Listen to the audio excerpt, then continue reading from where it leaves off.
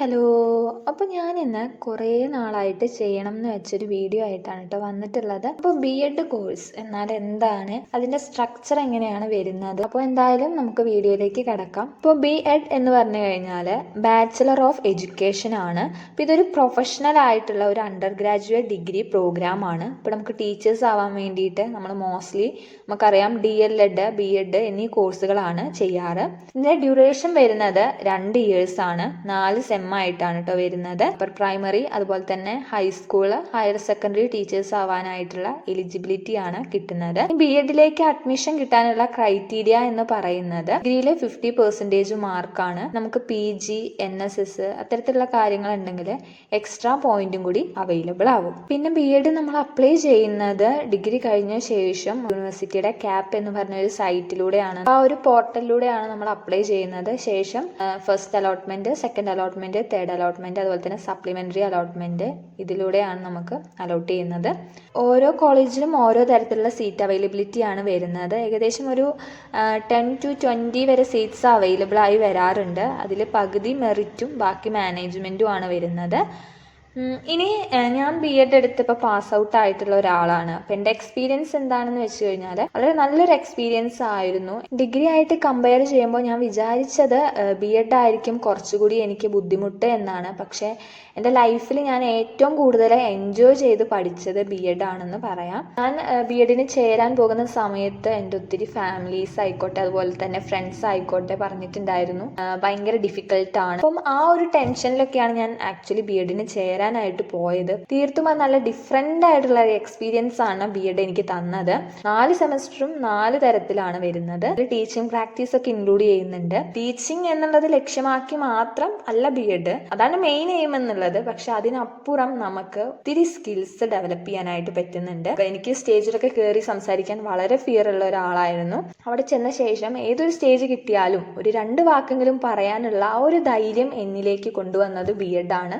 കുറേ ആൾക്കാരെ ഫേസ് ചെയ്യാനും അവരോട് കൂടുതൽ ഇൻട്രാക്ട് ചെയ്യാനും ഒക്കെ എനിക്ക് പറ്റി. പലതരത്തിലുള്ള കുട്ടികളെ കുറിച്ച് അറിയാനും അവരുടെ ഡിഫറൻസസ്, ലേണിംഗ് സ്റ്റൈൽസ്, അതുപോലെ തന്നെ പലതരത്തിലുള്ള സ്ട്രാറ്റജീസ്, മെത്തേഡ്സ്, ടീച്ചിങ് മെറ്റീരിയൽസ്, അത്തരത്തിലുള്ള എല്ലാ കാര്യത്തെക്കുറിച്ചും, എന്താണ് ഒരു സ്കൂളിൽ നടക്കുന്ന പ്രവർത്തനങ്ങൾ എന്തൊക്കെയാണ്, അതൊക്കെ നമുക്ക് അറിയാനായിട്ട് പറ്റിയിട്ടുണ്ടായിരുന്നു. B.Ed കഴിഞ്ഞിറങ്ങിയപ്പോൾ ഒത്തിരി കാര്യങ്ങൾ ഗെയിൻ ചെയ്യാനായിട്ട് പറ്റിയതായിട്ട് എൻ്റെ ലൈഫിനെ മുൻപോട്ട് കൊണ്ടുപോകാനുള്ള ഒത്തിരി കാര്യങ്ങൾ, സ്കിൽസ് എനിക്ക് കിട്ടിയതുപോലെ തോന്നി. അതുപോലെ തന്നെ എനിക്ക് ഒത്തിരി നല്ല ഫ്രണ്ട്സിനെ കിട്ടി, കുറേ സ്റ്റുഡൻസിനെ കിട്ടി. ഞാൻ ഭയങ്കര ഹാപ്പിയാണ് B.Ed കഴിഞ്ഞിറങ്ങിയപ്പോൾ. ആ ഒരു ടൈമിൽ കുറച്ച് ബുദ്ധിമുട്ടുണ്ടായിരുന്നെങ്കിലും അപ്പോൾ അത് ആലോചിക്കുമ്പോൾ എനിക്ക് ഭയങ്കര ഹാപ്പിയാണ്, ഞാൻ ഭയങ്കര പ്രൗഡാണ്. ഇതൊക്കെയാണ് എൻ്റെ ചെറിയൊരു B.Ed എക്സ്പീരിയൻസ് എന്ന് പറയുന്നത്. ഇനി ഇതിൻ്റെ സ്ട്രക്ചർ എങ്ങനെയാണ് എന്നുള്ളതൊക്കെ ഞാൻ പറയാം. അപ്പോൾ ഇത് എടുക്കാൻ പോകുന്നതിന് മുൻപ് കാണുന്ന കുട്ടികൾക്ക് ഇത് കുറച്ചുകൂടി ഹെൽപ്ഫുൾ ആവും B.Ed എന്താണ്. സോ ഇതിൽ 4 സെമിസ്റ്റേഴ്സ് ആണ് വരുന്നത്. ഇതിൽ സെമിസ്റ്റർ 1 എന്ന് പറയുന്നത് മെയിൻ ആയിട്ടും ഞങ്ങൾക്ക് വരുന്ന സബ്ജക്ട്സുകൾ ഏതൊക്കെയാണോ, ഫസ്റ്റ് വരുന്നതാണ് എഡ്യൂക്കേഷൻ ഇൻ കണ്ടംപററി ഇന്ത്യ എന്ന് പറയുന്നത്. അത് ഫിലോസഫി ആണ് കേട്ടോ. അത് 80 മാർക്കിലാണ് വരുന്നത്. 20 മാർക്ക് ഇന്റേണൽസ് ആണ്. പിന്നെ ഡെവലപ്മെന്റ് ഓഫ് ലേണേഴ്സ് സൈക്കോളജി ആണ്, അതും 80 മാർക്കിലാണ്, 20 ഇന്റേണൽ വരുന്നു. പിന്നെ വരുന്നതാണ് school organisation, 40 mark plus 10 mark internal. Understanding discipline and subject എന്ന് പറയുന്നത് അതും ഇതുപോലെ തന്നെ 50 മാർക്കാണ് ടോട്ടൽ വരുന്നത്. പിന്നെ വരുന്നത് ഓപ്ഷണൽ സബ്ജക്റ്റ് ആണ്. അപ്പം ഞാൻ നാച്ചുറൽ സയൻസ് എടുത്തൊരു വ്യക്തിയായിരുന്നു. ഏതാണോ സബ്ജക്റ്റ് അതനുസരിച്ചുള്ള ഓപ്ഷൻ. അതിൻ്റെ പേപ്പർ വരുന്നത് theoretical basis of teaching. Subject ഏതാണോ, സയൻസ് ആണെങ്കിൽ സയൻസ്, മാത്സ് ആണെങ്കിൽ മാത്സ്, അതാണ് വരുന്നത്. പിന്നെ വരുന്നത് മൈക്രോ ടീച്ചിങ് എന്ന് പറയും. മൈക്രോ ടീച്ചിങ് നമ്മൾ ചെല്ലുന്ന സമയത്ത് സ്റ്റാർട്ട് ചെയ്യുന്നതാണ്. അതിന് 30 മാർക്സ് ആണ് വരുന്നത്. നമ്മൾ ടീച്ചിങ്ങിലേക്ക് കടക്കില്ല. ടീച്ചിങ്ങിലേക്ക് കടക്കുന്നതിന് മുൻപായിട്ട് മൈക്രോ എന്ന് പറയുമ്പോൾ തന്നെ നമുക്കറിയാം ചെറിയൊരു രീതിയിലുള്ള ഒരു ടീച്ചിങ് എന്ന് പറയും. 8ഓളം സ്കിൽസ് ഡെവലപ്പ് ചെയ്യുന്നുണ്ട്. ഇതിൻ്റെ ഓരോന്നിൻ്റെയും ബേസിൽ നമ്മൾ മൈക്രോ ലെസൺ പ്ലാൻസ് പ്രിപ്പയർ ചെയ്യുന്നു. ബ്ലാക്ക് ബോർഡ് സ്കിൽസ് വരുന്നുണ്ട്, introductory skills, stimulus variation, black board skill. ശേഷം അവ നമ്മൾ ക്ലാസ് എടുക്കുന്നു. അപ്പോൾ ഞങ്ങൾ എടുത്തത് ഇപ്പോഴുള്ള കൊളീഗ്സിൻ്റെ ഒപ്പം തന്നെയാണ്. അപ്പോൾ അങ്ങനെയായിരുന്നു. അത് സത്യം പറഞ്ഞു കഴിഞ്ഞാൽ അത് വേറൊരു എക്സ്പീരിയൻസ് ആണ്. കാരണം ഇതുവരെ നമുക്ക് എടുത്തൊരു പരിചയമില്ലാത്ത ഞാൻ അവരുടെ മുന്നിൽ അത് പ്രസൻറ്റ് ചെയ്തു. ഫസ്റ്റ് ടൈമൊക്കെ നല്ല ഫിയർ ഉണ്ടായിരുന്നു. പക്ഷേ അതൊരു രണ്ടാമത്തെ മൂന്നാമത്തെ സ്കില്ലായപ്പോഴേക്കും നമ്മളത് ഓക്കെ ആയി വന്നിട്ടുണ്ടായിരുന്നു. അങ്ങനെയാണ് മൈക്രോ ടീച്ചിങ് എന്ന് പറയുന്നത്. പിന്നെ അതിനുശേഷം നമ്മളൊരു ലിങ്ക് പ്രാക്ടീസ് എന്ന് പറയും. പലതരത്തിലുള്ള ഈ ഒരു സ്കിൽസ് എല്ലാം കൂടി ലിങ്ക് ചെയ്തിട്ട് നമ്മൾ ക്ലാസ് എടുക്കുന്നതാണ്. അടുത്ത വർക്ക് വരുന്നത് EPC1 language across curriculum 50 marks ആണ് വരുന്നത്. അപ്പോൾ EPC1 7 ഡിഫറെന്റ് ടാസ്കുകളാണ് നമ്മൾ സബ്മിറ്റ് ചെയ്യേണ്ടത് കേട്ടോ. പിന്നെ വരുന്നതാണ് yoga, health and physical education. ഇതിൽ മെയിൻ ആയിട്ട് നമുക്കറിയാം, നമുക്ക് പലതരത്തിലുള്ള യോഗാസ് പ്രാക്ടീസ് ചെയ്യുന്നു, അതുപോലെ തന്നെ ഫിസിക്കൽ ആയിട്ടുള്ള ആക്ടിവിറ്റീസ്. അപ്പോൾ അതിന്റെ ബേസിസിൽ ചെറിയ അസൈൻമെന്റ്സ് ഒക്കെ ടീച്ചർ പ്രൊവൈഡ് ചെയ്യും. 20 മാർക്കാണ് വരുന്നത്. അതുപോലെ തന്നെ ഞാൻ പറഞ്ഞിരുന്നു പലതരത്തിലുള്ള പേപ്പേഴ്സ് ഉണ്ടല്ലോ, അതിനെല്ലാത്തിനും ടാസ്കുകളും അതുപോലെ തന്നെ അസൈൻമെന്റ്സും സബ്മിറ്റ് ചെയ്യേണ്ടതായിട്ടുണ്ട്. ഇതാണ് ഓവറോൾ സെമസ്റ്റർ 1ന്റെ ഒരു വ്യൂ എന്ന് പറയുന്നത്. ഇനി അടുത്തതാണ് സെമസ്റ്റർ 2. സെമസ്റ്റർ 1 വെച്ച് കമ്പയർ ചെയ്യുമ്പോൾ നമുക്ക് കുറച്ചും കൂടി പ്രാക്ടിക്കൽസ് വരുന്ന ഒരു സെമ്മാണ്. ഇതിൽ തിയറി പേപ്പേഴ്സ് വരുന്നത് പെർസ്പെക്റ്റീവ് ഓൺ എഡ്യൂക്കേഷൻ, അത് ഫിലോസഫി ആണ്, 50 മാർക്കിലാണ് വരുന്നത്. പിന്നെ വരുന്നത് സൈക്കോളജി ആണ്, ഫെസിലിറ്റേറ്റീവ് ലേണിംഗ് എന്ന് പറയുന്നത്, അതിന് 100 മാർക്കാണ്. പിന്നെ വരുന്നതാണ് അസസ്മെന്റ് ഫോർ ലേണിംഗ് എന്ന് പറയുന്നത്, 100 മാർക്കാണ്. നമ്മുടെ ഓപ്ഷൻ പേപ്പർ പെഡഗോഗിക്കൽ പ്രാക്ടീസസ് ആണ് വരുന്നത്, അതിനും 100 മാർക്കാണ് വരുന്നത്. അപ്പോൾ ഇതിന് ഓരോന്നിനും ടാസ്കും അസൈൻമെന്റ്സും നമുക്ക് സബ്മിറ്റ് ചെയ്യേണ്ടതുണ്ട്. അപ്പൊ ഇത്രയാണ് തിയറി പേപ്പേഴ്സ് വരുന്നത്. ഇനി അടുത്തതാണ് പ്രാക്ടിക്കൽ പേപ്പേഴ്സ്. അപ്പോൾ സെക്കൻഡ് സെമസ്റ്ററിൽ പ്രാക്ടിക്കൽസ് കുറച്ച് കൂടുതലാണ് വരുന്നത്. അതിൽ വരുന്നതാണ് പിയർ ഡിസ്കഷൻ ലെസൺസ് എന്ന് പറയുന്നത്, അതിന് 20 മാർക്സ് ആണ് വരുന്നത്. അപ്പോൾ പിയർ ഡിസ്കഷൻ ലെസൺസ് എന്ന് പറയുമ്പോൾ തന്നെ നമുക്ക് മനസ്സിലാവും, പിയേഴ്സ് നമ്മുടെ ഒപ്പമുള്ളവർ തമ്മിൽ ഡിസ്കസ് ചെയ്തിട്ട് ലെസൺ പ്ലാൻസ് പ്രിപ്പയർ ചെയ്യുന്നതിനാണ് പിയർ ഡിസ്കഷൻ ലെസൺസ് എന്ന് പറയുന്നത്. ഞങ്ങളെ ടീച്ചർ ഡിഫറെന്റ് ഗ്രൂപ്പ്സ് ആയിട്ട് മാറ്റിയിട്ടുണ്ടായിരുന്നു. അപ്പോൾ 6 ആൾക്കാർ വരുന്ന ഗ്രൂപ്പായിട്ടാണ് ഡിവൈഡ് ചെയ്തത്. അപ്പോൾ ഞങ്ങൾ 6 ആൾക്കാരും ഏകദേശം ഒരു 8 ടോപ്പിക്സ് 8 or 9 ടോപ്പിക്സിൽ ഡിഫറെന്റ് ക്ലാസ്സസിൽ നിന്നുള്ള ടോപ്പിക്സ് എടുത്ത് ലെസൺ പ്ലാൻസ് പ്രിപ്പയർ ചെയ്തു ഞങ്ങൾ ഡിസ്കസ് ചെയ്തിട്ട്. അപ്പോൾ പലതരത്തിലുള്ള വീഡിയോസ്, ഓഡിയോസ്, അതുപോലെ തന്നെ എന്തൊക്കെ ആക്ടിവിറ്റീസ് കൊടുക്കാം, എങ്ങനെ നമുക്കിത് കുട്ടികളിലേക്ക് എത്തിക്കാം, അത്തരത്തിലുള്ള എല്ലാ കാര്യങ്ങളും നമ്മൾ തമ്മിൽ അവിടെ ഡിസ്കസ് ചെയ്തിട്ടാണ് ലെസൺ പ്ലാൻ പ്രിപ്പയർ ചെയ്യുന്നത്. എല്ലാവരും കൂടി ഡിസ്കസ് ചെയ്യുമ്പോൾ അവിടെ പലതരത്തിലുള്ള ഐഡിയാസ് ആണ് ഇൻവോൾവ് ആവുന്നത്. അതുകൊണ്ട് തന്നെ കുറേ ഐഡിയാസ്, എങ്ങനെയാണ് ലെസൺ പ്ലാൻ പ്രിപ്പയർ ചെയ്യുന്നത്, എങ്ങനെയൊക്കെ നമുക്ക് ആക്ടിവിറ്റീസ് കൊടുക്കാം, എങ്ങനെ ഇത് കുട്ടികളിലേക്ക് പ്രാക്ടീസ് ചെയ്യാം എന്നുള്ള കാര്യങ്ങളുടെ ഒക്കെ ഐഡിയ കിട്ടും. ഇതിന് 20 മാർക്സ് ആണ് വരുന്നത്. ഇനി അടുത്തതാണ് ക്രിറ്റിസിസം ലെസൺസ് എന്ന് പറയുന്നത്. അപ്പോൾ പിയർ ഡിസ്കഷന് ശേഷം വരുന്നതാണ് ക്രിറ്റിസിസം എന്ന് പറയുന്നത് കേട്ടോ. ഇതിന് മുൻപായിട്ട് നമ്മൾ ടീച്ചിങ് ലേണിംഗ് മെറ്റീരിയൽസിന്റെ പ്രിപ്പറേഷന്റെ വർക്ക്ഷോപ്പ് നടത്തിയിട്ടുണ്ടായിരുന്നു. പിന്നെ ചാർട്ടിന്റെ വർക്ക്ഷോപ്സ് നടത്തിയിട്ടുണ്ടായിരുന്നു. പലതരത്തിലുള്ള ചാർട്ട്സ് പ്രിപ്പയർ ചെയ്തു, ട്രീ ചാർട്ട്, ടേബിൾ ചാർട്ട്, അതുപോലെ തന്നെ ഫ്ലോ ചാർട്ട്. പിന്നെ വന്നതാണ് മോഡൽസ്, സ്റ്റിൽ മോഡൽസും വർക്കിംഗ് മോഡൽസും ഉണ്ടാക്കിയിട്ടുണ്ടായിരുന്നു. ഇതിന്റെയൊക്കെ വർക്ക്ഷോപ്പ് കോളേജിൽ കണ്ടക്ട് ചെയ്തിട്ടുണ്ടായിരുന്നു. ഇതിന് ശേഷമാണ് ക്രിറ്റിസിസം ലെസൺസ് നമ്മൾ പ്രാക്ടീസ് ചെയ്യുന്നത്. അപ്പോൾ ഇത് ഓരോ സ്കൂളുകളിൽ ചെന്നിട്ടാണ് ക്രിറ്റിസിസം ലെസൺസ് നടക്കുന്നത്. അപ്പോൾ ഫസ്റ്റ് തന്നെ നമ്മളൊരു ലെസൺ പ്ലാൻ, ഏതെങ്കിലും ഒരു ടോപ്പിക് എടുത്ത് ലെസൺ പ്ലാൻ പ്രിപ്പയർ ചെയ്തു. ശേഷം ഇതിന് വേണ്ട ലേണിംഗ് മെറ്റീരിയൽസ്, അതുപോലെ തന്നെ ആക്ടിവിറ്റി കാർഡ്സ് എല്ലാം പ്രിപ്പയർ ചെയ്തിട്ടാണ് പോകുന്നത്. അപ്പോൾ നമ്മളവിടെ 2 ഗ്രൂപ്പായിട്ടാണ് ക്ലാസ്സിനെ ഡിവൈഡ് ചെയ്തത്. ഞാൻ ക്ലാസ് എടുക്കുന്ന സമയത്ത് എൻ്റെ ഒപ്പമുള്ള ബാക്കി 9 പിയേഴ്സും എന്നെ ഫോക്കസ് ചെയ്തിട്ട് അവിടെ എന്തൊക്കെയാണ് എൻ്റെ പോസിറ്റീവ് അല്ലെങ്കിൽ എന്തൊക്കെയാണ് എൻ്റെ നെഗറ്റീവ്സ് എന്ന് അവർ നോട്ട് ഡൗൺ ചെയ്തിട്ടുണ്ടായിരുന്നു. അങ്ങനെ നമ്മൾ 10 ആൾക്കാരെയും ക്ലാസ് കണ്ട ശേഷം എന്തൊക്കെയാണ് അവരുടെ എബിലിറ്റീസ് അല്ലെങ്കിൽ എന്തൊക്കെ ഇനി ഇമ്പ്രൂവ് ചെയ്യണം എന്നുള്ള കാര്യങ്ങളൊക്കെ അവിടെ അവർ നോട്ട് ചെയ്യും. ശേഷം ക്ലാസ് എടുത്ത് കഴിഞ്ഞ് നമ്മൾ കോളേജിൽ വന്നിട്ടാണ് ഈ ക്രിറ്റിസൈസ് ചെയ്യുന്നത്. അപ്പോൾ ആ സമയത്ത് നമ്മൾ ഓരോരുത്തരുടെയും അഭിപ്രായങ്ങൾ അവിടെ അവതരിപ്പിക്കും.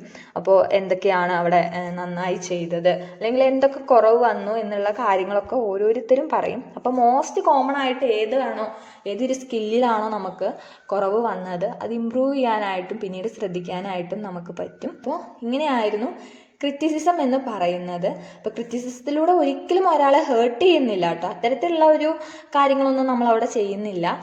നോർമലി എന്താണ് അവർക്ക് ഇമ്പ്രൂവ് ചെയ്യേണ്ടത് എന്നുള്ള കാര്യങ്ങൾ പറഞ്ഞു കൊടുക്കുക. അപ്പോൾ അതാണ് ക്രിറ്റിസിസം ലെസൺസ് എന്ന് പറയുന്നത്. ക്രിറ്റിസിസം ലെസൺസിന് 30 മാർക്സ് ആണ് വരുന്നത്. ഇനി അടുത്തതാണ് ഇനീഷ്യേറ്ററി സ്കൂൾ എക്സ്പീരിയൻസസ് എന്ന് പറയുന്നത്. അപ്പോൾ സെക്കൻഡ് സെമസ്റ്ററിൽ നമുക്ക് ഒരു 5 ഡേയ്സ് സ്കൂൾ എക്സ്പീരിയൻസിന് പോകണം. ഇതിന് 20 മാർക്സ് ആണ് വരുന്നത്. അപ്പോൾ പല ടൈപ്പിലുള്ള ആക്ടിവിറ്റീസ് ഈ ടൈമിൽ ചെയ്ത് തീർക്കേണ്ടതായിട്ടുണ്ട്. ശേഷം നമുക്ക് ഷെയർഡ് ക്ലാസ് 2 എടുക്കാനുണ്ടായിരുന്നു. പിന്നെ ഇൻഡിവിജ്വൽ ക്ലാസ്സസ് 2 ഉണ്ടായിരുന്നു. അതിന് 4 മാർക്സ് വെച്ചാണ് വരുന്നത്. പിന്നെ 5 ടീച്ചേഴ്സിൻ്റെ ക്ലാസ്സസ് ഒബ്സർവ് ചെയ്യാനായിട്ടുണ്ടായിരുന്നു. ആ ഒബ്സർവേഷൻ റിപ്പോർട്ട് എഴുതാനുണ്ടായിരുന്നു. പിന്നെ ഉണ്ടായിരുന്നതാണ് സ്കൂൾ എൻവയോൺമെൻറ്റ്, സ്കൂള് എങ്ങനെയാണ്, അവിടുത്തെ ടീച്ചേഴ്സ് തമ്മിലുള്ള ഇൻട്രാക്ഷൻസ്, കുട്ടികൾ തമ്മിലുള്ളത്, ടീച്ചേഴ്സും കുട്ടികളും തമ്മിൽ, പ്രിൻസിപ്പൽസ്, PTA, അതുപോലെ തന്നെ അവിടെ നടക്കുന്ന പലതരത്തിലുള്ള കമ്മ്യൂണിറ്റീസ്, ആക്ടിവിറ്റീസ്, അത്തരത്തിലുള്ള കാര്യങ്ങളെല്ലാം ഒബ്സർവ് ചെയ്തിട്ട് എഴുതാനുണ്ടായിരുന്നു റിപ്പോർട്ട്. പിന്നെ ഉണ്ടായിരുന്നതാണ് ഈ 5 ദിവസത്തെ ഞങ്ങളുടെ ഡയറി എഴുതാൻ വേണ്ടിയിട്ട്. അപ്പോൾ അതും ഉണ്ടായിരുന്നു കേട്ടോ. അതും നല്ലൊരു എക്സ്പീരിയൻസ് ആയിരുന്നു. കാരണം സ്കൂളിലേക്ക് നമ്മൾ ഇന്റേൺഷിപ്പിന് പോകുന്നതിന് മുൻപ് തന്നെ സ്കൂൾ എൻവയോൺമെൻറ്റിനെ കുറിച്ച് പഠിക്കാനും എന്താണ്, എങ്ങനെയാണ് നമുക്ക് അവരായിട്ടൊന്ന് ഇൻട്രാക്ട് ചെയ്യാനുള്ള ഒരു അവസരമൊക്കെ കിട്ടി. അടുത്തതാണ് സെമസ്റ്റർ 3 എന്ന് പറയുന്നത്. തിയറി പേപ്പേഴ്സ് ഒന്നുമില്ല, ഫുള്ള് പ്രാക്ടിക്കൽസ് ആണ് കേട്ടോ വരുന്നത്. അപ്പോൾ നമുക്ക് എക്സാംസ് ഇല്ല. അപ്പോൾ സ്കൂൾ ഇന്റേൺഷിപ്പ് 16 വീക്സ് ആണ്, 8 വീക്സ് വെച്ചിട്ട് ഹൈസ്കൂളിലും UPയിലും. 260 മാർക്സ് ആണ് വരുന്നത്. നമുക്ക് ഇഷ്ടമുള്ളൊരു സ്കൂൾ ഏതാണോ അത് സെലക്ട് ചെയ്യാം. 40 ഡേയ്സ് ഹൈസ്കൂളും 40 ഡേയ്സ് UP ആണ് വരുന്നത്.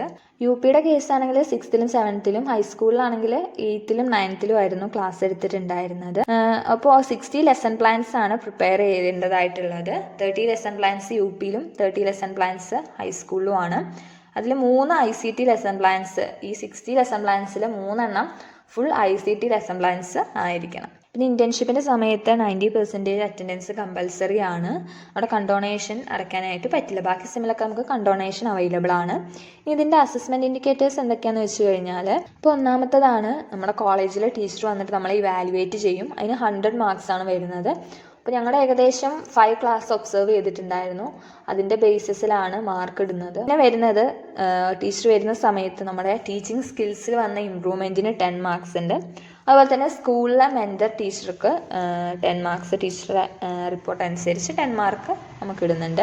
പിന്നെ വരുന്നതാണ് അച്ചീവ്മെൻറ്റ് ടെസ്റ്റ് നമ്മൾ നടത്തേണ്ടതായിട്ടുണ്ട്. അപ്പോൾ ക്ലാസ് എടുത്ത് കഴിഞ്ഞ ശേഷം അച്ചീവ്മെൻറ്റ് ടെസ്റ്റ്, അതുപോലെ തന്നെ ഡയഗ്നോസ്റ്റിക് ടെസ്റ്റ് ഒക്കെ നടത്തണം. അച്ചീവ്മെൻറ്റ് ടെസ്റ്റിന് 10 മാർക്കും ഡയഗ്നോസ്റ്റിക് ടെസ്റ്റ് ആൻഡ് റെമഡിയേഷന് 10 മാർക്സ് വരണം. പിന്നെ വരുന്നതാണ് ആക്ഷൻ റിസർച്ച് എന്ന് പറയുന്നത്. അപ്പോൾ ഇതിനും 10 മാർക്സ് ആണ് വരുന്നത്. ആ ഒരു ക്ലാസ്സിന് കൂടുതലായിട്ട് എന്ത് പ്രോബ്ലം ആണ് ഫേസ് ചെയ്യുന്നത് എന്ന് നമ്മൾ കണ്ടെത്തിയ ശേഷം ഏതൊക്കെ രീതിയിൽ നമുക്ക് മാറ്റിയെടുക്കാം എന്ന് നമ്മൾ ചെയ്യുന്നതിനാണ് ആക്ഷൻ റിസർച്ച് എന്ന് പറയുന്നത്. പിന്നെ വരുന്നതാണ് സൈക്കോളജിക്കൽ ടൂൾസ്. ഞങ്ങൾ യൂസ് ചെയ്തത് സോഷ്യോഗ്രാം ആയിരുന്നു. അതിന് 5 മാർക്സ് ആണ് വരുന്നത്. ഇനി അടുത്തതാണ് ഡോക്യുമെന്റ്സ് എന്ന് പറയുന്നത്. അപ്പോൾ നമ്മുടെ മെൻറ്റേഴ്സിൻ്റെയും അതുപോലെ തന്നെ പിയേഴ്സിൻ്റെയും 5 ക്ലാസ് വെച്ചിട്ട് കാണണം. അതിന് 5 മാർക്കാണ് വരുന്നത്. പിന്നെ നമ്മൾ തയ്യാറാക്കുന്ന നമ്മുടെ ലെസൺ പ്ലാൻ ഉണ്ട്. 60 ലെസൺസ് വെച്ചിട്ട് തയ്യാറാക്കിയ ലെസൺ പ്ലാൻസിന് 10 മാർക്കാണ് വരുന്നത്. അതിൽ ഓഡിയോ വിഷ്വൽ എയ്ഡ്സിന് 5 മാർക്സ് വരുന്നുണ്ട്. അതുപോലെ തന്നെ ഇംപ്രവൈസ്ഡ് അപ്പാരറ്റസും ലേണിംഗ് എയ്ഡ്സ് അതിന് 10 മാർക്സ് ആണ് വരുന്നത്. പിന്നെ സ്റ്റുഡൻറ് ആർട്ടിഫാക്ട്സ് കളക്ട് ചെയ്യുന്നതിന് 10 മാർക്സ് ആണ്. പലതരത്തിലുള്ള learning aids, charts, posters, albums, assignments ഒക്കെ ആവാം. ആർട്ടിഫാക്ട്സ് കൊടുക്കുന്ന സമയത്ത് അല്ലെങ്കിൽ വാങ്ങുന്ന സമയത്ത് മാക്സിമം വെറൈറ്റി ഇൻക്ലൂഡ് ചെയ്യാനായിട്ട് ശ്രമിക്കുക. പിന്നെ വരുന്നതാണ് റിഫ്ലക്റ്റീവ് ജേണൽ എന്ന് പറയുന്നത്. ലെസൺ പ്ലാൻ പ്രിപ്പയർ ചെയ്ത് ക്ലാസ് എടുത്തു. അത് കഴിഞ്ഞ് നമ്മുടെ ആ ഒരു ക്ലാസ് എങ്ങനെ ഉണ്ടായിരുന്നു, എന്തൊക്കെ കുറവുകളാണ്, നമ്മൾ പ്ലാൻ ചെയ്തതനുസരിച്ച് എന്തൊക്കെ കുറവുകൾ വന്നു, എന്തൊക്കെ കൃത്യസമയത്ത് ചെയ്യാൻ കഴിഞ്ഞു എന്നുള്ള കാര്യങ്ങളൊക്കെ എഴുതുന്നതിനെയാണ് റിഫ്ലക്റ്റീവ് ജേണൽ, ഒരു റിഫ്ലക്ഷൻ എന്ന് പറയാം. അതിന് 10 മാർക്കാണ് വരുന്നത്. ഇനി അടുത്തതാണ് ICT റിലേറ്റഡ് എക്സ്പെർട്ടൈസ് എന്ന് പറയുന്നത്. അപ്പോൾ ICT റിലേറ്റഡ് ആർട്ടിഫാക്ട്സ്, അതുപോലെ തന്നെ ലെസൺ പ്ലാൻസ്, അതിനൊക്കെ 10 മാർക്സ് ആണ് വരുന്നത്. അതുപോലെ തന്നെ richness and variety of ICT related activities. ഇനി അടുത്തത് വരുന്നതാണ് ലെയ്സൺ വിത്ത് സ്കൂൾ. അപ്പോൾ സ്കൂളിൽ വർക്ക് ചെയ്യുന്ന സമയത്ത് കോ കരിക്കുലർ ആക്ടിവിറ്റീസിൽ നമ്മൾ പങ്കെടുത്തു എന്നുള്ളത്, sports, youth festivals, camps, programmes, PTA meetings, അപ്പോൾ അതിൻ്റെയൊക്കെ റിപ്പോർട്ടിന് ആണ് ലെയ്സൺ വിത്ത് സ്കൂളിൽ ഇൻക്ലൂഡ് ചെയ്യുന്നത്. പിന്നെ 10 മാർക്സ് ആണ്. പിന്നെ വരുന്നതാണ് ക്ലാസ് റൂമിന് പുറമെ നമ്മൾ ചെയ്യുന്ന കുറച്ച് ആക്ടിവിറ്റീസ് ഉണ്ട്. അതിന് beyond the class room activities എന്ന് പറയും. അത് ചിലപ്പോൾ ക്വിസ് ആകാം, ലാബ് ക്ലീനിങ് ആവാം, ക്ലബ് ആക്ടിവിറ്റീസ് ആവാം, അതുപോലെ തന്നെ സെമിനാർസ് ആവാം. അത്തരത്തിലുള്ള കാര്യങ്ങളാണ് beyond the class room activities എന്ന് പറയുന്നത്. ഇതിന് 10 മാർക്സ് ഉണ്ട്. ലൈബ്രറി ക്ലീനിങ്, അതുപോലെ തന്നെ ലാബിന്റെ കറക്റ്റ് ആയിട്ടുള്ള അറേഞ്ച്മെന്റും ക്ലീനിങ്ങും ഒക്കെയാണ്. ഇനി അടുത്തത് വരുന്നതാണ് ഇന്നോവേറ്റീവ് പ്രോഗ്രാം എന്ന് പറയുന്നത്. അപ്പോൾ ആ സ്കൂളിലെ HMന്റെയോ അല്ലെങ്കിൽ പ്രിൻസിപ്പലിന്റെയോ സപ്പോർട്ട് കൂടി ഒരു ഇന്നോവേറ്റീവ് പ്രോഗ്രാം അവിടെ ഡെവലപ്പ് ചെയ്യുന്നതിനെയാണ് പറയുന്നത്. പലതരത്തിലുള്ള ഇന്നോവേറ്റീവ് പ്രോഗ്രാംസ് ഇപ്പൊ നമുക്ക് കൊണ്ടുവരാം. ഇപ്പൊ സാനിറ്ററി ബോക്സ് കൊണ്ടുവരാം, യൂസ് ചെയ്ത പെൻസ് ഡിസ്പോസ് ചെയ്യാനുള്ള ഒരു ഇത് കൊണ്ടുവരാം, ബുക്ക് ഷെൽഫുകൾ, ബുള്ളറ്റിൻ ബോർഡ്സ്, അത്തരത്തിലുള്ള എല്ലാ കാര്യങ്ങളും നമുക്ക് ഏതെങ്കിലും ഒരു ഇന്നോവേറ്റീവ് പ്രോഗ്രാം ചെയ്യാം. അതിന് 15 മാർക്സാണ് വരുന്നത്. ഇനി വരുന്ന മറ്റൊരു ഇതാണ് EPC2 the drama and art in education എന്ന് പറയും. ഇതിന് 30 മാർക്സാണ് വരുന്നത്. Arts, dance, music, theatre and puppetry, ഇതൊക്കെ ആർട്ട് ഫോംസ്, പലതരത്തിലുള്ള ആർട്ട് ഫോംസ് കൊണ്ടുവരിക എഡ്യൂക്കേഷനിൽ. അതിനെയാണ് ഒരെണ്ണം വരുന്നത്. പിന്നെ വരുന്നതാണ് ഡ്രാമ എന്ന് പറയുന്നത്. ഉള്ള ഓപ്ഷൻസ് ആയിട്ട് തിരിച്ചിട്ട് ഏതെങ്കിലും ഒരു ടോപ്പിക് എടുത്തിട്ട് അവർ ഡ്രാമ കണ്ടക്ട് ചെയ്യും. ഇനി അടുത്തത് വരുന്നതാണ് yoga, health and physical education എന്ന് പറയുന്നത്. അപ്പോൾ ഫസ്റ്റ് സെമ്മിൽ ഇത് ഉണ്ടായിരുന്നു, പിന്നെ വരുന്നത് തേർഡ് സെമ്മിലാണ്. ഇതിന് 30 മാർക്സാണ് വരുന്നത്. ഇത് സ്കൂളിൽ ചെയ്യേണ്ട ഒരു പ്രാക്ടിക്കൽസ് ആണ്. HRPF എന്ന് പറഞ്ഞാൽ ഹെൽത്ത് റിലേറ്റഡ് ഫിസിക്കൽ ഫിറ്റ്നസ് എന്ന് പറയും. അപ്പോൾ അതിൻ്റെ ബേസിസിൽ കുട്ടികളെ കൊണ്ട് ചെയ്യിപ്പിക്കുക എന്തെങ്കിലും ഒരു ഹെൽത്ത് റിലേറ്റഡ് ആയിട്ടുള്ള ഒരു ഫിറ്റ്നസ് ആക്ടിവിറ്റി. അതിൻ്റെ ലെസൺ പ്ലാൻ നമ്മൾ എഴുതണം. അതിന് 7 മാർക്സാണ് വരുന്നത്. പിന്നെ വരുന്നതാണ് health and fitness education theory class എടുക്കണം. അത് ഇതുപോലെ തന്നെ 7 മാർക്കാണ് വരുന്നത്. ലെസൺ പ്ലാൻ പ്രിപ്പയർ ചെയ്യണം. സ്പോർട്സ് മീറ്റിൽ പങ്കെടുത്തിട്ട് അതിൻ്റെ റിപ്പോർട്ട് എഴുതുക. അതിന് 6 മാർക്സ് വരും. പിന്നെ വരുന്നതാണ് യോഗ പ്രാക്ടീസസ്, ഫ്ലെക്സിബിലിറ്റി, അതുപോലെ തന്നെ പ്രാണായാമ ടെക്നിക്സ്, സൺ സല്യൂട്ടേഷൻ, വ്യായാമാസ്, യോഗ, സ്ട്രെസ് മാനേജ്മെന്റ്, ഇത്തരത്തിലുള്ള കാര്യങ്ങളെക്കുറിച്ച് എഴുതണം. അതുപോലെ തന്നെ കുട്ടികളെ കൊണ്ട് ഈ ആക്ടിവിറ്റീസ് ഒക്കെ ചെയ്യിപ്പിക്കുക. ഇനി അടുത്തതായിട്ടുള്ള മെയിൻ ആയിട്ട് വരുന്നതാണ് കമ്മ്യൂണിറ്റി ലിവിങ് ക്യാമ്പ് എന്ന് പറയുന്നത്. ഇതിന് 30 മാർക്സ് വരുന്നുണ്ട്. ഡെഫിനറ്റ് ആയിട്ട് പങ്കെടുക്കേണ്ടതാണ്. 4 ഡേ ആണ്, റെസിഡൻഷ്യൽ ആണ് കേട്ടോ. അപ്പോൾ കമ്മ്യൂണിറ്റി ലിവിങ് ക്യാമ്പ് നല്ലൊരു എക്സ്പീരിയൻസ് ആയിരുന്നു. അങ്ങോട്ടും ഇങ്ങോട്ടും ഇന്ററാക്ട് ചെയ്യാനും കമ്മ്യൂണിക്കേറ്റ് ചെയ്യാനും പലതരത്തിലുള്ള ആക്ടിവിറ്റീസ്. അതുപോലെ തന്നെ ഒരു 4 ഡേയ്സ് നിൽക്കുമ്പോൾ തന്നെ ലൈക്ക് നമ്മുടെ ഒരു ഹോം പോലെ തന്നെ നമുക്ക് ഫീൽ ചെയ്യും. കാരണം ആ ഒരു റൂട്ടീൻസ് ആണ് നമ്മൾ ഫോളോ ചെയ്ത് വരുന്നത്. നമ്മൾ മോസ്റ്റ് ഓഫ് ദ ടൈം അവിടെ തന്നെയാണ് സ്പെൻഡ് ചെയ്യുന്നത്. മോസ്റ്റ് അല്ല, ഫുൾ ടൈം അവിടെ തന്നെയാണ് സ്പെൻഡ് ചെയ്യുന്നത്. ഒത്തിരി നല്ല മെമ്മറീസ്, നല്ല സ്കിൽസ് ഒക്കെ ഡെവലപ്പ് ചെയ്യാനായിട്ട് കമ്മ്യൂണിറ്റി ലിവിങ് ക്യാമ്പ് സഹായിച്ചിട്ടുണ്ട്. അപ്പം അതിൻ്റെ റിപ്പോർട്ടും പ്രിപ്പയർ ചെയ്ത് വെക്കണം. ഇത്രയൊക്കെയാണ് തേർഡ് സെമ്മിൽ വരുന്നത്. അപ്പോൾ തേർഡ് സെം കുറച്ച് ബ്രോഡാണ് ബാക്കി സെൻസ് കമ്പയർ ചെയ്യുമ്പോൾ. കാരണം നമുക്ക് വളരെ കുറച്ച് ടൈമേ ഉള്ളൂ. ആ ടൈം കൊണ്ട് ഒത്തിരി ആക്ടിവിറ്റീസ് ചെയ്ത് തീർക്കേണ്ടതായിട്ടുണ്ട്. ഈ ഒരു ടൈം എന്ന് പറഞ്ഞു കഴിഞ്ഞാൽ കുറച്ചൊരു സ്ട്രെസ് നമുക്ക് ഫീൽ ചെയ്യും. പക്ഷേ നല്ലൊരു ടൈമാണ്. നമുക്ക് എപ്പോഴും നല്ലൊരു വാല്യുബിൾ അല്ലെങ്കിൽ മെമ്മറബിൾ ആയിട്ടുള്ളൊരു ടൈമാണ് സ്കൂൾ ഇൻറ്റേൺഷിപ്പ് എന്ന് പറയുന്നത്. സത്യം പറഞ്ഞാൽ എൻ്റെ ഒരു എക്സ്പീരിയൻസ് വെച്ച് ഞാൻ സ്കൂൾ ഇൻറ്റേൺഷിപ്പ് കഴിഞ്ഞപ്പോൾ എനിക്ക് അവിടെ നിന്ന് പോരണ്ടാന്നായിപ്പോയി. പക്ഷെ നമുക്കൊന്നും ചെയ്യാൻ പറ്റില്ല. സ്കൂളിൽ നമ്മൾ എടുക്കില്ലല്ലോ. നമ്മുടെ എഡ്യൂക്കേഷൻ കഴിഞ്ഞിട്ടില്ല, നമുക്ക് സർട്ടിഫിക്കറ്റ് ഒന്നും കിട്ടിയിട്ടില്ല. അത്ര അറ്റാച്ച്മെൻ്റ് ആയിരുന്നു കുട്ടികളായിട്ട്. അതുപോലെ തന്നെ നല്ല ഒത്തിരി മെമ്മറീസ് അവിടുന്ന് കിട്ടിയിട്ടുണ്ടായിരുന്നു. നല്ലൊരു എക്സ്പീരിയൻസ് ആയിരുന്നു, അടിപൊളി എക്സ്പീരിയൻസ് ആയിരുന്നു. ആ സ്ട്രെസ്സും കാര്യങ്ങളൊക്കെ, കാരണം നമുക്ക് റെക്കോർഡ് ഒത്തിരി എഴുതാനായിട്ടുണ്ട്. വളരെ കുറച്ച് ടൈമേ ഉള്ളൂ. കുറേ ആക്ടിവിറ്റീസ് ചെയ്യാനുണ്ട്. എന്നും വരുമ്പോൾ learning aids, charts, materials, records, ഇതിന് പുറമെ ടീച്ചേഴ്സിൻ്റെ ഒബ്സർവേഷൻസ്, അങ്ങനെ കുറേ വൈഡായിട്ടുള്ള കാര്യങ്ങളുണ്ട്. പക്ഷെ എന്താണെന്ന് വെച്ച് കഴിഞ്ഞാൽ ആ ഓരോ മൊമെൻറ്റ്സും ഞാൻ നല്ലപോലെ എൻജോയ് ചെയ്തിട്ടാണ് ചെയ്തത്. അതുകൊണ്ട് നല്ലൊരു എക്സ്പീരിയൻസ് ആയിരുന്നു. എനിക്കൊരു വേസ്റ്റ് ആയിട്ട് എനിക്കത് ഫീൽ ചെയ്തിട്ടില്ല. നല്ലൊരു എക്സ്പീരിയൻസ് ആയിട്ടാണ് എനിക്ക് ഫീൽ ചെയ്തത്. ലാസ്റ്റ് ഇതിൽ ഒരു കമ്മീഷൻ കൂടി വരുന്നുണ്ട്. അപ്പോൾ കമ്മീഷന് നമ്മുടെ റെക്കോർഡ് സബ്മിറ്റ് ചെയ്യും, ക്ലാസ് എടുക്കണം, പിന്നെ വൈവ ഉണ്ടാവും, ഇത്തരത്തിലുള്ള കാര്യങ്ങളാണ്. അത്രയാണ് ഇപ്പോൾ തേർഡ് സെമ്മ് വരുന്നത്. ഇനി ഫോർത്ത് സെമ്മാണ് വരുന്നത്. അപ്പോൾ ഫോർത്ത് സെമ്മിൽ നമുക്ക് പ്രാക്ടിക്കൽസ് ഇല്ല, ഫുള്ള് തിയറി കോഴ്സസ് ആണ്. അപ്പോൾ തിയറി കോഴ്സസിൽ മെയിനായിട്ട് വരുന്നതാണ് ജെൻഡർ, സ്കൂൾ ആൻഡ് സൊസൈറ്റി എന്ന് പറയുന്നത്. ഇതിന് 50 മാർക്സ് ആണ് വരുന്നതാണ് എഡ്യൂക്കേഷണൽ തോട്ട്സ് ആൻഡ് പ്രാക്ടീസസ് എന്ന് പറയുന്നത്. ഇതിന് 50 മാർക്സ് ആണ്. പിന്നെ ക്രിയേറ്റീവ് ആൻഡ് ഇൻക്ലൂസീവ് സ്കൂൾ, അതും 40 മാർക്സ് പ്ലസ് 10 മാർക്സ്, അങ്ങനെ 50 മാർക്കാണ് വരുന്നത്. നമ്മുടെ ഓപ്ഷൻ പ്രൊഫഷണലൈസിങ് നാച്ചുറൽ സയൻസ് എഡ്യൂക്കേഷൻ ആണ്. ഞാൻ എക്സ്ട്രാ ആയിട്ടൊരു ഇലക്റ്റീവ് കോഴ്സ് വരുന്നുണ്ട്. അത് ഞാൻ സെലക്ട് ചെയ്തത് എഡ്യൂക്കേഷൻ ഫോർ ഡിഫറെൻ്റ്ലി ഏബിൾഡ് ആണ്. എല്ലാത്തിനും തന്നെ ടാസ്കും അസൈൻമെൻറ്റ്സും വെക്കേണ്ടതായിട്ട് ഉണ്ട്. അപ്പോൾ ഫോർത്ത് സെമ്മിൽ കാര്യം പറഞ്ഞു കഴിഞ്ഞാൽ കുറച്ച് തിയറി ക്ലാസ് കേൾക്കുക. തിയറി ക്ലാസ് കേൾക്കുക എന്നതിനപ്പുറം നമുക്ക് ഒത്തിരി സെമിനാർസ് എടുക്കാനായിരിക്കും കേട്ടോ. എല്ലാ പേപ്പറിലും സെമിനാർ എടുക്കാനായിട്ടുണ്ടാകും. Second sem and third sem compare ചെയ്യുമ്പോൾ ഫോർത്ത് സെമ്മ് വളരെ സിമ്പിളാണ്. കാരണം നമുക്ക് വലിയ ആക്ടിവിറ്റീസും കാര്യങ്ങളൊന്നും അത്ര ചെയ്യാനില്ല. പക്ഷെ നമുക്ക് എത്രയും നാൾ ആ ഒരു ഇത് ഫോളോ ചെയ്ത് വന്നിട്ട് പിന്നീട് ഒന്നും എഴുതാനില്ലാത്തപ്പോൾ ഭയങ്കര സ്ട്രെസ്സായിരിക്കും. കാരണം പിന്നെയും എഴുതണം എന്നുള്ളൊരു ഫീലിംഗ് വരും. എന്താ ഒന്നും ഇല്ലല്ലോ, അങ്ങനെ ഒരു ഫീലിംഗ് ആയിരിക്കും ആദ്യമൊക്കെ. പിന്നെ വരുമ്പോൾ നമ്മൾ ആകെ എന്താ പറയുക, ഭയങ്കര ഫ്രീ ആയിരിക്കും. നമുക്ക് നല്ല എൻജോയ് ചെയ്ത് ടൈം തീർക്കാനൊക്കെ ആയിട്ട് പറ്റും. അങ്ങനെയായിരുന്നു ഫോർത്ത് സെമ്മ്. ഇൻക്ലൂസീവ് സ്കൂളിൻ്റെ ഒക്കെ ബേസിസ് ആയിട്ട് ബ്ലൈൻഡ് സ്കൂള്, അത്തരത്തിലുള്ള കാര്യങ്ങളൊക്കെ വിസിറ്റ് ചെയ്ത് റിപ്പോർട്ട് ചെയ്തിട്ടുണ്ടായിരുന്നു. ഫസ്റ്റ് ടൈമാണ് ഒരു ബ്ലൈൻഡ് സ്കൂളൊക്കെ കാണാനായിട്ട് പോകുന്നത്. അവരുടെ പലതരത്തിലുള്ള സ്ട്രാറ്റജീസും ടെക്നിക്സും അവരുടെ ബുദ്ധിമുട്ടുകളും അറിയാനായിട്ട് സാധിച്ചു. നല്ലൊരു എക്സ്പീരിയൻസ് ആയിരുന്നു. 4 സെമ്മാണ്, തിയറി ഉണ്ട്, പ്രാക്ടിക്കൽ ഉണ്ട്.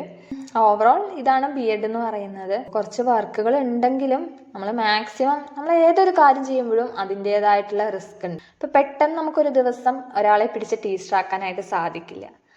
കാരണം എന്താണെന്ന് വെച്ച് കഴിഞ്ഞാൽ അവരവിടെ കുറേ സ്കിൽസ്, ഒരു കുട്ടികളെ മാനേജ് ചെയ്യാനും അവരുടെ കാര്യങ്ങൾ കണ്ടറിഞ്ഞ് ചെയ്യാനും അവരുടെ നീഡ് എന്താണ്, അവരെങ്ങനെ അപ്രോച്ച് ചെയ്യാം എന്നുള്ള കാര്യങ്ങളൊക്കെ മനസ്സിലാക്കണമെങ്കിൽ നമുക്ക് പലതരത്തിലുള്ള ടെക്നിക്സ് അതുപോലെ തന്നെ മെത്തഡോളജീസ്, അപ്രോച്ചസ് ഒക്കെ അറിഞ്ഞിരിക്കണം. അപ്പോൾ അതിന് വേണ്ടിയിട്ട് B.Ed അത്യാവശ്യമാണെന്നാണ് എൻ്റെ ഒരു അഭിപ്രായം. ഇതിൻ്റെ കരിയർ ഓപ്പർച്യൂണിറ്റീസ് എന്ന് പറയുകയാണെങ്കിൽ നമ്മൾ പഠിച്ചിറങ്ങുമ്പോൾ ഏറ്റവും കൂടുതൽ ഫേസ് ചെയ്യുന്നതാണ് വേക്കൻസി ഒന്നും ഇല്ലല്ലോ, പിന്നെ വെറുതെ പഠിച്ചില്ല, അത്തരത്തിലുള്ള സംസാരങ്ങൾ ഉണ്ടാകും. സത്യം പറഞ്ഞു കഴിഞ്ഞാൽ അങ്ങനെയല്ല. ഒത്തിരി ഓപ്പർച്യൂണിറ്റീസ് നമ്മുടെ മുൻപിലുണ്ട്. അത് ഏതൊരു ഫീൽഡാണെങ്കിലും വളരെയധികം ഓപ്പർച്യൂണിറ്റീസ് നമ്മുടെ മുൻപിൽ തുറന്നു കിടക്കുന്നുണ്ടാവും. പക്ഷെ നമ്മളത് കാണാത്തത് കൊണ്ടാണ്. ഞാൻ അങ്ങനെയാണ് വിശ്വസിക്കുന്നത്. നമ്മുടെ കേരളത്തിൽ പഠിച്ച ഒരാൾ എപ്പോഴും നമ്മുടെ ആ ഒരു ഏരിയയിൽ മാത്രമേ നമ്മൾ ഫോക്കസ് ചെയ്ത് ജോബിന് ട്രൈ ചെയ്യുന്നുള്ളൂ. അതിന് പുറത്ത് പല സ്കൂളുകളിലും ഇഷ്ടം പോലെ ഒഴിവുണ്ട്. ഇപ്പം ഇന്ത്യക്ക് പുറത്ത് ഒത്തിരി വേക്കൻസീസ് വരുന്നുണ്ട്. പക്ഷെ നമ്മളാരും അങ്ങോട്ട് പോകാനോ അല്ലെങ്കിൽ എന്താ പറയുക കുറച്ച് എഫേർട്ട് എടുക്കാനോ ആരും തയ്യാറാകാത്തത് കൊണ്ടാണ് ജോബ് ഇല്ല എന്ന് തോന്നുന്നത്. ഇപ്പം നമ്മൾ പറയും നേഴ്സസ് ഉണ്ട്, എൻജിനീയേഴ്സ് ഉണ്ട് എന്നൊക്കെ പറയും. അപ്പം നോക്കിക്കഴിഞ്ഞാൽ അവർ ഏകദേശം പകുതിയിൽ കൂടുതൽ ആൾക്കാരും പുറത്തു പോയി ജോലി ചെയ്യുന്നവരാണ്. ഡിഗ്രി അല്ലെങ്കിൽ ഒരു ടീച്ചിങ് കോഴ്സ് കംപ്ലീറ്റ് ചെയ്തവർ മെയിനായിട്ടും ഇവിടെ ഈ ഒരു ഗവൺമെൻറ് സർവീസ് അല്ലെങ്കിൽ നമ്മുടെ ഈ ചുറ്റുപാടുമാണ് ജോബ് കിട്ടാൻ വേണ്ടി ട്രൈ ചെയ്യുന്നത്. അതുകൊണ്ടാണ് നമുക്ക് വേക്കൻസി ഇല്ല എന്നുള്ളൊരു മൈൻഡ് വരുന്നത്. പക്ഷെ അങ്ങനെയല്ല. ഒരിക്കലും B.Ed എടുത്തിട്ട് അത് നഷ്ടമായി നമുക്ക് ജീവിതത്തിൽ ഒരിക്കലും തോന്നില്ല. കാരണം ഞാൻ തന്നെ കുറച്ച് മെച്യൂർഡ് അല്ലെങ്കിൽ ഇത്രത്തോളം സംസാരിക്കാനും അതുപോലെ തന്നെ എന്താണ് നമ്മുടെ ചുറ്റുപാട്, എന്താണ് ഈ ലോകം, കുട്ടികൾ എങ്ങനെയാണ്, ഇന്നത്തെ ജനറേഷൻ എങ്ങനെയാണ് എന്ന് അങ്ങനത്തെ പല കാര്യം, അതുപോലെ തന്നെ പല പേഴ്സ്പെക്റ്റീവ്സിൽ ഓരോ കാര്യങ്ങൾ കാണാൻ വേണ്ടി എന്നെ സഹായിച്ചത് സത്യം പറഞ്ഞാൽ B.Ed ആണ്. ഒരു സ്കൂൾ എന്ന് പറഞ്ഞു കഴിഞ്ഞാൽ മിനിയേച്ചർ ഓഫ് ദ സൊസൈറ്റി എന്നാണ് പറയുന്നത്. അതുകൊണ്ട് തന്നെ എങ്ങനെയാണ് എന്താണ് എന്നുള്ള ഒരു കാര്യങ്ങളെക്കുറിച്ച് നമുക്ക് വ്യക്തമായിട്ട് എന്താ പറയുക മനസ്സിലാക്കാനായിട്ട് സഹായിച്ചിട്ടുണ്ട്. ഒരാൾക്ക് കുറച്ച് അറിവ് പറഞ്ഞു കൊടുക്കുക അല്ലെങ്കിൽ എന്താ പറയുക വൈസായിട്ട് പോസിറ്റീവായിട്ട് തിങ്ക് ചെയ്യുക എന്നുള്ളത് നമുക്ക് എഡ്യൂക്കേഷനിലൂടെ കിട്ടുന്ന ഒരു കാര്യമാണെന്നാണ് എനിക്ക് തോന്നിയിട്ടുള്ളത്. നമുക്കൊരിക്കലും ഇത് വേണ്ടിയിരുന്നില്ല എന്ന് തോന്നില്ല കേട്ടോ. ലൈഫ് ടൈമിൽ അത് എപ്പോഴെങ്കിലും നമുക്ക് ഹെൽപ്ഫുൾ ആവും. കാരണം ഏതെങ്കിലും ഒരു ചാൻസ് വരുമ്പോൾ അതവിടെ ഒരു പോസിറ്റീവായിട്ട് റിഫ്ലക്റ്റ് ചെയ്യും. ഒരാളുടെ എഡ്യൂക്കേഷൻ അവർക്കൊരിക്കലും ഒരു നെഗറ്റീവ് ഇമ്പാക്റ്റ് ആയിട്ട് അവരുടെ ലൈഫിൽ വരില്ല. അത് എന്നെങ്കിലും പോസിറ്റീവായിട്ട് നല്ല രീതിയിൽ തന്നെ റിഫ്ലക്റ്റ് ചെയ്യാനായിട്ട് സാധിക്കും. അപ്പം ഞാനങ്ങനെ അധികം സംസാരിക്കുന്ന ആളൊന്നും ആയിരുന്നില്ല, ഭയങ്കര ലിമിറ്റഡ് ആയിരുന്നു. പക്ഷേ ഇപ്പോഴാണ് ഞാൻ നന്നായിട്ട് സംസാരിക്കാൻ തുടങ്ങിയതും അതുപോലെ തന്നെ കുട്ടികളെ അല്ലെങ്കിൽ നമ്മുടെ മുന്നിൽ വരുന്നവരെ കുറിച്ച് കൂടുതൽ മനസ്സിലാക്കാനും എന്താണ് സൊസൈറ്റി അങ്ങനത്തെ എല്ലാ കാര്യവും നല്ല നല്ല പേഴ്സ്പെക്റ്റീവ്സിലും പോസിറ്റീവായിട്ട് ഓരോന്നിനെ അപ്രോച്ച് ചെയ്യാനൊക്കെ സഹായിച്ചു തന്നെ B.Ed ആണെന്നാണ് എൻ്റെ ഒരു വിശ്വാസം. PG ഉണ്ട്, PhD ഉണ്ട്, കേട്ടറ്റ്, നെറ്റ്, സെറ്റ് എല്ലാം ഉണ്ട്. അപ്പോൾ അതെല്ലാം നമ്മൾ മാക്സിമം അക്വയർ ചെയ്യാം. പുറത്തുനിന്ന് കാണുന്നവർ ചിന്തിക്കും ഇതൊക്കെ കിട്ടിയിട്ട് എന്താണെന്ന് ചിന്തിക്കുന്നവരുണ്ടാകാം. പക്ഷെ നമ്മൾ ഈ പഠിക്കുന്നതൊന്നും എന്താ പറയുക ഒരിക്കലും ഒരു നെഗറ്റീവായിട്ട് നമുക്ക് വരില്ല. അതെന്തെങ്കിലും നമ്മുടെ ലൈഫിൽ നല്ല രീതിയിൽ തന്നെ റിഫ്ലക്റ്റ് ചെയ്തു വരും. അപ്പോൾ അങ്ങനെയൊക്കെ പറയുന്ന എന്തെങ്കിലുമൊക്കെ കേൾക്കുന്നുണ്ടെങ്കിൽ ജസ്റ്റ് അവോയ്ഡ് ചെയ്ത് അത്രേ ഉള്ളൂ. നെഗറ്റീവ് പറയുമ്പോൾ നമുക്ക് സത്യം പറഞ്ഞാൽ ഒരു ഇൻസ്പിറേഷനാണ്. അത് എവിടെയെങ്കിലുമൊക്കെ എത്താൻ നമ്മളെ അത് സഹായിക്കും. അപ്പം ഇത്രയേ ഉള്ളൂ ഇന്നത്തെ വീഡിയോ. അപ്പോൾ എന്താണ് B.Ed എടുത്താൽ എന്തെങ്കിലും ഉപകാരം ഉണ്ടോ അല്ലെങ്കിൽ എന്തൊക്കെയാണ് ഇതിലൂടെ നമുക്ക് നേട്ടങ്ങൾ, വർക്ക്സ് ആണ് വരുന്നത് ഒക്കെ ഇതിൽ ഇൻക്ലൂഡ് ചെയ്തിട്ടുണ്ട്. എന്തെങ്കിലുമൊക്കെ പറയാൻ വിട്ടുപോയിട്ടുണ്ടാകും. അങ്ങനെ ഉണ്ടെങ്കിൽ ജസ്റ്റ് നിങ്ങൾ ആ ഒരു സെൻസിൽ എടുക്കുക. അപ്പോൾ വീഡിയോ ഇഷ്ടപ്പെട്ടെങ്കിൽ എല്ലാവരും ലൈക്ക് ചെയ്യുക, ഷെയർ ചെയ്യുക, നമ്മുടെ ചാനൽ ഒന്ന് സബ്സ്ക്രൈബ് ചെയ്യണേ. അപ്പോൾ പുതിയ വീഡിയോ ആയിട്ട് വരുന്നത് വരെ എല്ലാവർക്കും ബൈ ബൈ.